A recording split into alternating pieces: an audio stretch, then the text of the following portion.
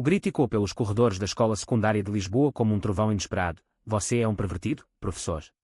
Não merece ensinar ninguém. As palavras de Tomás, o aluno mais popular do 12º ano, congelaram o ar, enquanto todos os olhares se voltavam para Miguel, o professor de literatura que acabara de revelar sua orientação sexual em uma aula sobre identidade em Camões. No silêncio que se seguiu, Miguel sentiu o peso de anos de segredos desabar sobre ele, mas em vez de recuar, ergueu o queixo e respondeu com uma voz firme que surpreendeu até a si mesmo. Então me diga, Tomás, o que faz de você um juiz?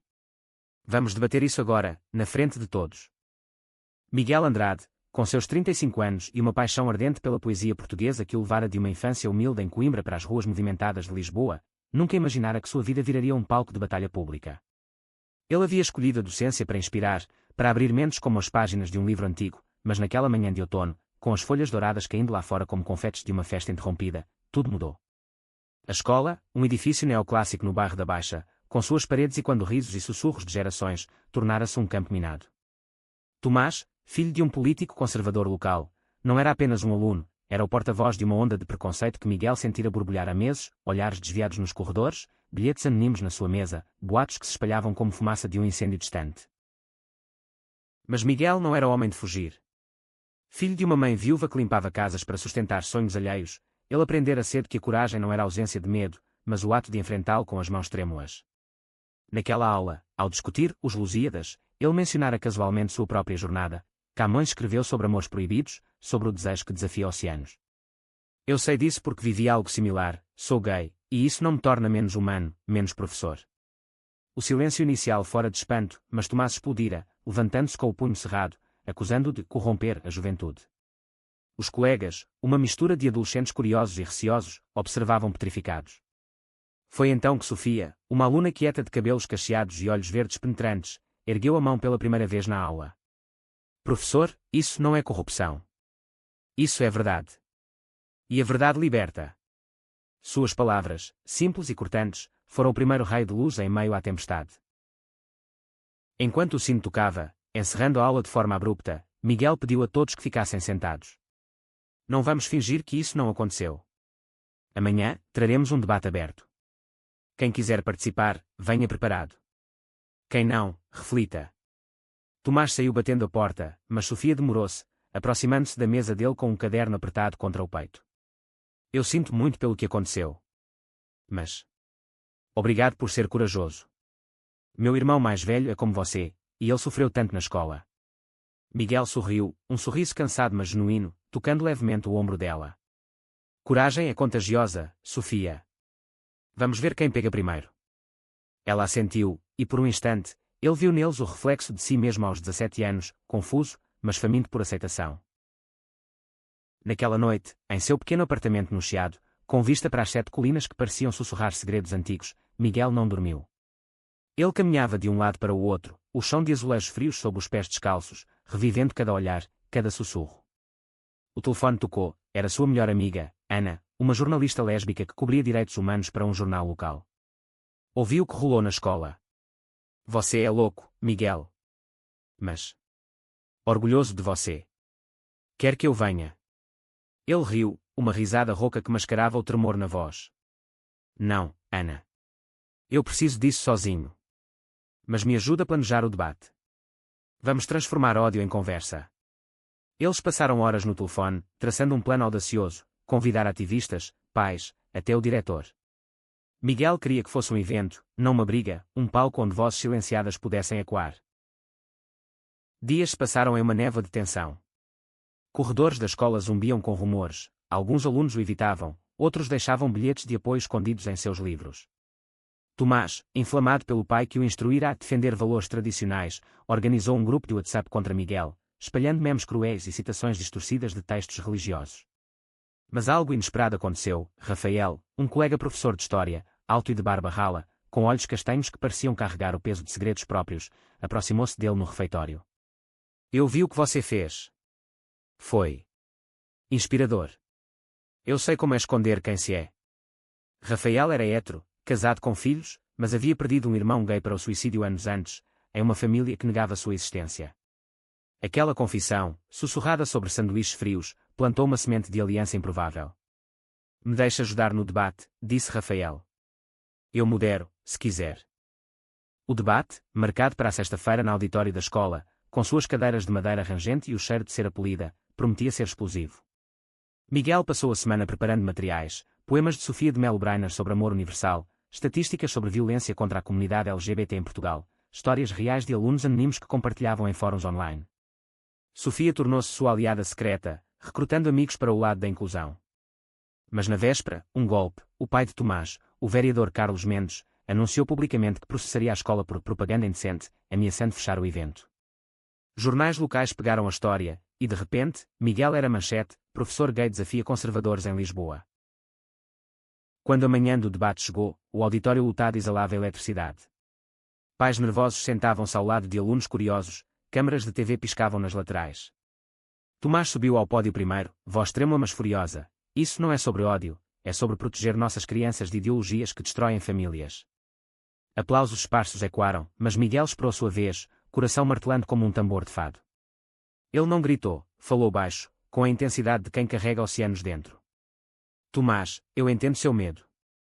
Meu próprio pai me renegou quando soube. Mas o ódio não protege, ele isola. Deixe-me contar uma história. Na minha primeira escola, um aluno como você me salvou de um espancamento, só porque viu humanidade em mim. Hoje, eu peço o mesmo a você. Silêncio. Então, Sofia levantou-se, lendo uma carta de seu irmão. Obrigado, professor, por mostrar que amor não tem gênero. O turning point veio de forma inesperada. Enquanto o debate fervia, com argumentos voando como flechas, Rafael revelou sua própria dor. Meu irmão se matou porque não podia ser ele mesmo nesta sociedade que vocês defendem. Lágrimas rolaram, e Tomás, pálido, baixou a cabeça. No final, não houve vencedor declarado, mas mãos se estenderam, perguntas substituíram acusações. Fora dali, sob o sol de Lisboa que tingia o Tejo de ouro, Miguel encontrou Rafael à espera. Você mudou algo hoje, disse ele, e pela primeira vez, seus olhares se demoraram, uma faísca de algo mais profundo acendendo. Mas a vitória era frágil, como as pétalas das jacarandás que forravam as ruas de Lisboa na primavera. Na semana seguinte, o pai de Tomás cumpriu a ameaça, uma petição online ganhou tração, exigindo a demissão de Miguel. Assinaturas chegavam aos milhares, alimentadas por fóruns conservadores que o pintavam como predador. Ele lia os comentários à noite, o laptop iluminando seu rosto exausto, cada palavra uma faca. Porque eu? Porque agora, murmurava para o espelho rachado no banheiro. Ana, sempre a âncora, ligava diariamente, lute, Miguel. Isso é maior que você. Ela o conectou a um advogado pro bono da ILGA Portugal, que prometia defender seu direito ao trabalho. Enquanto isso, algo florescia no inesperado. Rafael começou a aparecer mais, um café compartilhado após as aulas, discussões sobre história que era em Portugal, de Gil Vicente a contemporâneos como José Saramago. Rafael confessou, em uma caminhada pelo Jardim da Estrela, que sua atração por Miguel ia além da amizade. Eu pensei que era só admiração, mas... é mais. Eu nunca senti isso por um homem. Miguel parou sob uma árvore centenária, folhas sussurrando ao vento. Rafael, você tem uma vida, uma família. Isso poderia destruir tudo. Mas o beijo que veio, hesitante e doce como vinho do Douro, selou um pacto silencioso. Eles eram dois homens navegando águas proibidas, cada toque uma rebelião contra o mundo. Sofia, por sua vez, revelava camadas próprias. Ela convidara Miguel para um jantar em casa, onde conheceu sua família, uma mãe solteira, um irmão mais novo que olhava para ele com olhos de herói. Meu pai nos abandonou quando soube que meu tio era gay, explicou ela, servindo bacalhau à Brás. Ele disse que era contágio. Mas você nos mostra que não é. Ali, entre pratos quentes e risadas forçadas, Miguel sentiu o primeiro vislumbre de família escolhida. No entanto, o conflito escalava. Tomás, atormentado por dúvidas internas, começou a faltar às aulas, e rumores diziam que ele planejava uma manifestação contra Miguel. O clímax se aproximou em uma assembleia de pais, convocada pelo diretor para discutir a petição. O salão comunal da escola, com suas mesas dobráveis e cheiro de café requentado, fervia de tensão. Carlos Mendes discursou primeiro, voz grave e quando, meu filho é vítima de um professor que impõe sua agenda pessoal. Aplausos furiosos. Miguel, convidado a falar, subiu ao microfone com as mãos suadas. Em vez de defender-se, ele projetou slides, fotos de alunos LGBT que se suicidaram em Portugal nos últimos anos, estatísticas de bullying que chegavam a 70% nas escolas. Sr. Mendes, seu filho não é vítima, ele é um jovem confuso, como todos foram. Mas o ódio que você semeia. Isso sim, colhe vidas. Um murmúrio se espalhou. Então, o inesperado, Tomás entrou correndo, ofegante. Pai, pare. O professor não é um monstro. Eu fui. Eu. Eu sinto atração por garotos também. O silêncio foi ensurdecedor. Carlos empalideceu, e pela primeira vez, vulnerabilidade rachou sua armadura. Naquele momento, laços se romperam e refizeram. Tomás, tremendo, abraçou Miguel em lágrimas. Me desculpe. Eu tinha medo de ser como você. Rafael, ao lado, apertou a mão de Miguel, um gesto de solidariedade que prometia mais. A assembleia terminou em caos controlado, com o diretor declarando apoio a Miguel. Mas o preço era alto. Carlos Mendes cortou laços com Tomás, mandando-o para um internato no Porto. Sofia organizou um grupo de apoio, e Ana cobriu a história como um triunfo dos direitos humanos. Meses se passaram, e Lisboa acordava para um inverno suave. Miguel e Rafael, agora abertamente juntos, caminhavam pelo bairro alto, mãos entrelaçadas sem medo. Você virou o jogo? Sussurrou Rafael sob as luzes de Natal. Miguel sorriu. Nós viramos. Juntos. Mas sombras persistiam, uma carta anônima ameaçando exposição de Rafael's família. O teste final viria, provando que amor, uma vez aceso, não se apaga facilmente. A carta chegou em uma manhã chuvosa de janeiro, o envelope sem remetente escorregando para debaixo da porta de Miguel como uma serpente silenciosa. Dentro, palavras cortantes: Rafael tem esposa e filhos. Revele isso, ou sua família feliz acaba. O pavor gelou seu sangue, e ele correu para a escola, o casaco encharcado colando à pele. Rafael o encontrou no estacionamento, notando a palidez. O que houve? Miguel mostrou a carta, voz embargada. Eles sabem de nós. Vão destruir você. Rafael leu, o rosto endurecendo, mas em vez de pânico, veio determinação. Então, nós contamos primeiro. À minha esposa, aos meus filhos. Não vou me esconder mais. A conversa com Clara, esposa de Rafael, aconteceu naquela noite em sua casa nos subúrbios de Oeiras, uma vila modesta com jardim de laranjeiras. As crianças, de 8 e 10 anos, brincavam no quarto enquanto os adultos se sentavam na cozinha, chá esfriando intocado. Clara, uma mulher de cabelos loiros e olhos azuis que sempre sorrira calorosamente para Miguel, ouviu em silêncio. Eu suspeitava, disse ela finalmente, voz calma como o mar de Cascais. Você mudou, Rafael, mais vivo, mais você. Mas... E as crianças? A família. Lágrimas escorreram, mas não de raiva, de tristeza por um amor que se esvaíra. Eles choraram juntos, abraçando-se como velhos amigos, e Clara surpreendeu. Eu te amo como amigo, Rafael. Vá, seja feliz. Nós se aparentaremos. Foi um divórcio amigável, mas doloroso, com noites de conversas longas sobre culpa e perdão. Enquanto isso, Tomás, no internato do Porto, escrevia cartas semanais a Miguel, confissões cruas de sua luta interna, poemas desajeitados sobre identidade fragmentada. Eu leio Camões agora, professor. Ele me entende. Miguel respondia, incentivando-o a se juntar a um clube LGBT local. Sofia, crescendo em confiança, organizou uma semana de sensibilização na escola, com palestras e arte. Mas o conflito maior veio de dentro. O diretor, pressionado pelo conselho escolar, sugeriu que Miguel pedisse transferência. É pelo bem de todos, disse ele, evitando olhares. Miguel recusou, audacioso: ou eu fico e ensino verdade, ou a escola perde um professor que ama esses alunos mais que tudo. A reviravolta veio em fevereiro, durante o Carnaval de Lisboa. Miguel, inspirado por Ana, propôs uma parada temática: Amor sem máscaras. Estudantes, incluindo Sofia como organizadora, marcharam pelas ruas do Chiado com cartazes coloridos, fantasias de anjos e demónios simbolizando luta interna. Rafael, agora divorciado e orgulhoso parceiro de Miguel, carregava uma bandeira arco-íris. Tomás surpreendeu a todos, pegando um trem de Porto para se juntar, vestindo uma máscara de fênix renascendo. A multidão aplaudiu, e pela primeira vez, Carlos Mendes observava de longe, rosto impassível mas olhos úmidos. Naquela noite, em uma festa improvisada no apartamento de Ana, brindes ecoaram, pela coragem. Mas o ápice de tensão explodiu dias depois. Um tabloide sensacionalista publicou fotos roubadas de Miguel e Rafael beijando-se, com manchete: Escândalo na escola, professor corrompe alunos. O conselho escolar convocou uma audiência. Miguel preparou-se como para uma batalha, reunindo depoimentos de alunos, pais convertidos e até Clara, que escreveu: ele é o homem mais íntegro que conheço. Na audiência, lutada como um tribunal medieval, vozes se ergueram em defesa. Sofia testemunhou: ele nos salvou de nossos próprios medos. Tomás, via Zoom do Porto, chorou, ele me salvou. Até Carlos Mendes apareceu, voz trêmula, eu errei. Meu filho me ensinou isso. Deixem-me ficar.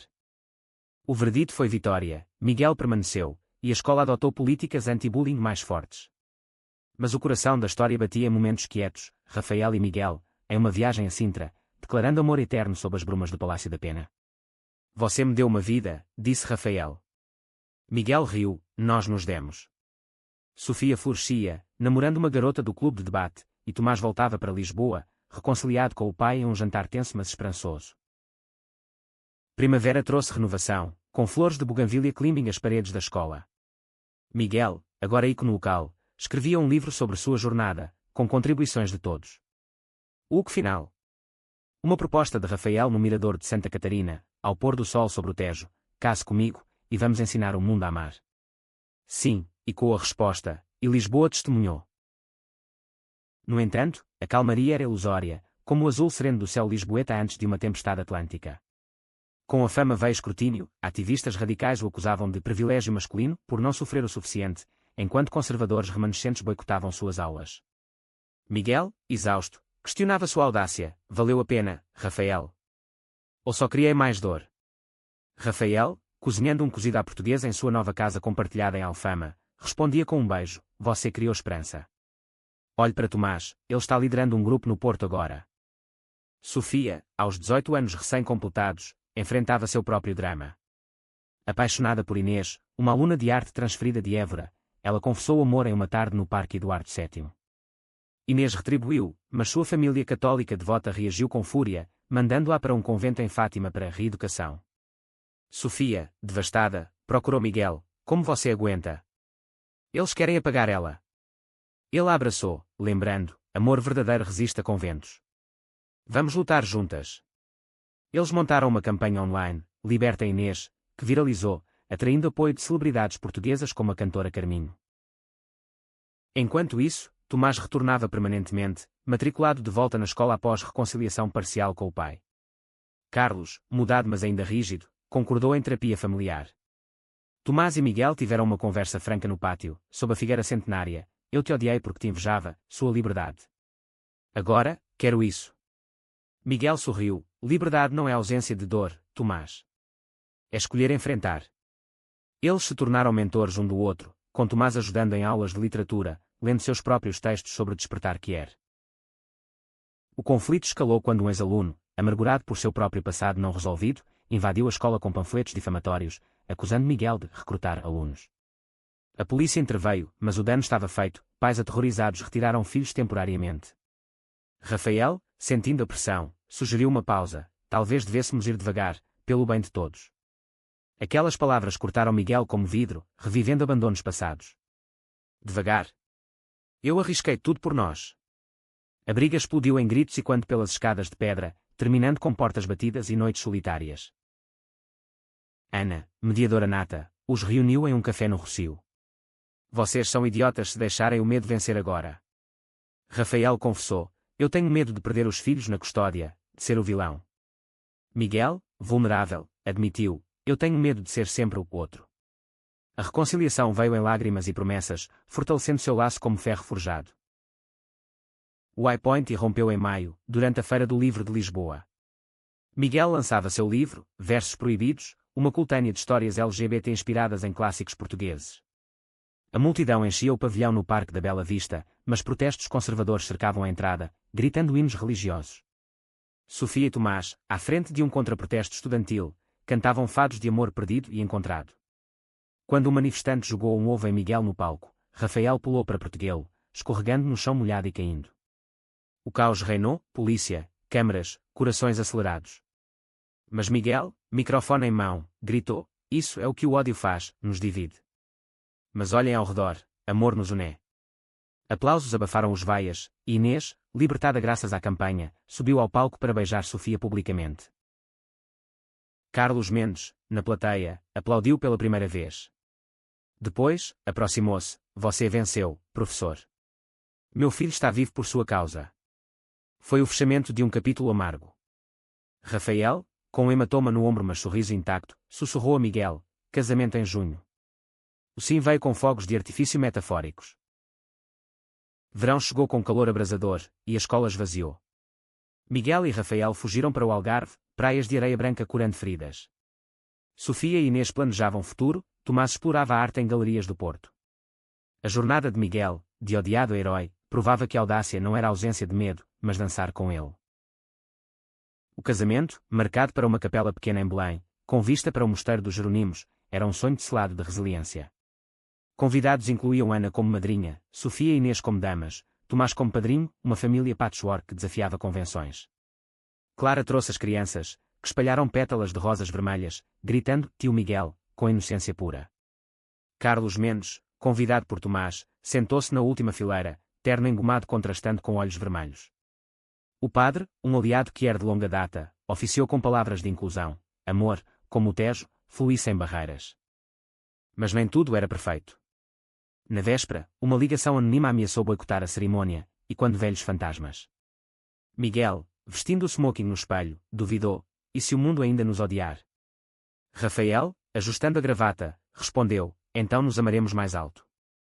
O dia amanheceu radiante, gaivotas sobrevoando o rio, e votos foram trocados com vozes embargadas, eu te escolho, em tempestades e calmarias. O beijo selou não só união, mas vitória sobre preconceitos. Pós-casamento, desafios persistiram. A escola, agora modelo de inclusão, enfrentava cortes orçamentários, ameaçando o clube LGBT que Sofia liderava. Miguel, promovido a coordenador de bem-estar, lutou em reuniões intermináveis, argumentando com dados e histórias. Rafael, transferido para uma posição administrativa, apoiava nos bastidores. Tomás, aceito na Universidade de Lisboa para literatura, escrevia teses sobre narrativas que eram essa de Queiroz. Um conflito surpresa veio de Ana, diagnosticada com esclerose múltipla. Ela confidenciou a Miguel em uma noite de vinho no Bairro Alto. Eu escondi por tanto tempo, temendo ser a vítima. Ele a abraçou, você é guerreira. Deixe-nos ajudar. Juntos, organizaram uma campanha de conscientização, misturando saúde e direitos, atraindo doações que salvaram o clube da escola. Inês e Sofia, agora morando juntas em um apartamento apertado no Intendente, enfrentavam preconceito familiar. A mãe de Inês, após meses de silêncio, visitou com um terço na mão, eu rezo por vocês, mas... aceito. Foi um passo trôpego, mas real. Tomás, namorando um rapaz de Coimbra, compartilhava dúvidas em sessões de grupo, crescendo de bully a aliado. O clímax do ano veio em novembro, com uma conferência nacional sobre educação inclusiva em Porto. Miguel era palestrante principal, mas sabotadores conservadores hackearam o sistema, projetando slides falsos de recrutamento. O auditório ofegou, mas Rafael, nos controles, reverteu rapidamente, e Sofia, no palco, gritou, isso é medo, não verdade. A multidão aplaudiu, e a conferência terminou com resoluções adotadas por todo o país. Natal trouxe paz, jantar na casa de Miguel e Rafael, com Clara, crianças, Ana em cadeira de rodas mas rindo, Sofia e Inês trocando presentes, Tomás recitando poesia, até Carlos trazendo vinho do Douro como trégua. Feliz Natal, professor, disse ele, e Miguel respondeu, para você também, Carlos. Somos todos humanos. Ano Novo despontava com promessas. Miguel, refletindo no mirador da Senhora do Monte, via Lisboa como um mapa de cicatrizes e belezas. Sua audácia não mudara o mundo inteiro, mas mudara mundos, o seu, o de Rafael, de alunos que agora ousavam sonhar. Com a primavera de 2026, novas camadas se revelavam. Rafael e Miguel adotaram um cachorro, um vira-lata resgatado das ruas de Alfama, batizado de Camões por sua teimosia poética. A rotina doméstica, cafés matinais, discussões sobre livros, ancorava-os, mas aventuras chamavam. Eles planejaram uma viagem à Madeira, Ilhas Verdes prometendo isolamento e romance. Lá, sob cachoeiras de levada, Rafael propôs expandir a família, e se adotássemos uma criança. Como meus filhos precisam de mais amor. Miguel hesitou, memórias de rejeição paternal surgindo, mas o sim veio, iniciando papeladas exaustivas. Na escola, Sofia graduava-se com honras, discurso de despedida e quando, graças ao professor Miguel, aprendi que identidade não é segredo, mas bandeira. Inês, ao seu lado, sussurrava planos de viagem pela Europa. Tomás publicava seu primeiro artigo em uma revista que era, do ódio ao abraço, citando Miguel como mentor. Mas tensão familiar testava Carlos, sua campanha eleitoral aproximava-se, e associações conservadoras pressionavam-no a renegar o apoio a Miguel. Em uma visita tensa à casa de Tomás, ele confessou, eu quero ser melhor, filho. Mas o preço? Tomás, firme, o preço da hipocrisia é maior, pai. Ana, lutando contra a fadiga, lançava um podcast sobre interseccionalidade, com Miguel como convidado inaugural. Episódios viralizavam, mas trolls online a atacavam, revivendo traumas. Por que ainda dói tanto? Perguntava ela. Miguel respondia, porque crescimento é ferida aberta. Mas cicatriza mais forte. O conflito culminante irrompeu em junho, durante o Orgulho de Lisboa. A parada, agora maior, homenageava educadores Quier, com Miguel como marshal. Mas um grupo extremista planejou contra-protesto violento, infiltrando-se na multidão. Quando pedras voaram, ferindo Sofia levemente, caos explodiu. Rafael arrastou Miguel para a segurança, mas Tomás, vendo um amigo caído, confrontou o líder, chega de ódio. Eu fui como você. Sua voz, amplificada por um megafone improvisado, parou o tumulto, polícia intervindo. Nos noticiários, a imagem de Tomás abraçando o agressor viralizou, mudando narrativas. Recuperação veio em julho, com férias em família. Miguel, Rafael, crianças de Rafael e Camões dirigiram para o Alentejo, vinhedos infinitos curando almas. Ali, sob estrelas, Miguel escreveu cartas a seu pai ausente, queimando-as em uma fogueira simbólica. Eu perdoei, pai. Viva em paz. Outono trouxe a adoção, uma menina de 6 anos, Lúcia, órfã de uma família desfeita por preconceito. Seu primeiro papai ecoou como música. Sofia e Inês abriam uma galeria de arte que era em Lisboa, expondo obras de Tomás. Carlos, surpreendendo, doou para a causa, perdendo votos mas ganhando filho. Inverno fechava o ciclo com um jantar de ação de graças improvisado. Ana, mais forte com tratamento, brindou, a audácia que nos salva. Miguel, olhando ao redor, Rafael mão na sua, Lúcia dormindo no colo, amigos rindo, soube, o jogo virara não por um ato, mas por 1000 corajosos. Anos fluíram como o Tejo, carregando sedimentos de passado para oceanos de futuro. Miguel, aos 40, dirigia o Departamento de Literatura, seu livro agora em currículos nacionais. Rafael, pai dedicado, equilibrava paternidade com ativismo, CEO fundando uma ONG para famílias Quier. Lúcia crescia bilíngue em amor, perguntando, por que as pessoas têm medo do que amamos? Miguel respondia com histórias de Camões, transformando lições em legado. Sofia e Inês casavam-se em uma cerimônia no Tejo, barcos flutuando como testemunhas. Tomás, doutorando, publicava romances sobre a redenção. Anas podcast virava série de TV, dando voz a invisíveis. Carlos, aposentado, voluntariava em abrigos LGBT, redimindo-se em atos quietos. Mas vida tecia novos fios. Uma crise, Lúcia, aos 10, enfrentava bullying na escola por pais diferentes. Miguel, revivendo dores, confrontou a instituição, virando o jogo novamente com workshops. Rafael apoiava, nossa família é prova viva. O ápice final veio em uma reunião de ex-alunos, 10 anos após o debate. Rostos familiares enchiam o auditório, Tomás, agora professor, Sofia, artista renomada, Inês, curadora. Histórias fluíram, casamentos, filhos, vitórias. Tomás discursou, Miguel nos ensinou que ódio é professor ruim, amor, o melhor. Lágrimas e aplausos. Na saída, sob o luar lisboeta, Miguel e Rafael caminharam de braços dados. Ainda audacioso? Perguntou Rafael. Sempre, respondeu Miguel. Por você, por nós, pelo amanhã. E assim, em Portugal de azulejos e fados, um professor odiava por ser si mesmo virar a farol, provando que atitude audaciosa não conquista mundos, mas corações, um de cada vez. Fim.